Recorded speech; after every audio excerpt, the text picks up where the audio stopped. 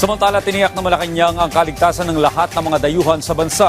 Sa harap ito ng advisory ng Chinese Ministry of Education na pinag-iingat ang Chinese students sa Pilipinas dahil sa umunoy pagtaas ng krimen na ang target ay mga Chinese nationals.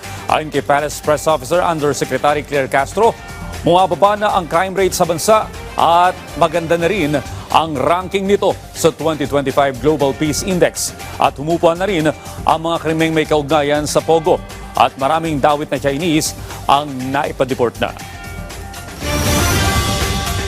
Yan po ang direktiba ng Pangulo at sa pamumuno na rin po ni General Nick Torre, makikita po natin kung paano ba kabilis na tumugon sa mga pangangailangan ng mga kababayan natin, lalo na po na may concern tungkol sa mga krimen. Kahit hindi po Chinese, kahit sino pong tao, Pilipino, kahit anong nationality po yan, lahat po yan ay bibigyan ng proteksyon.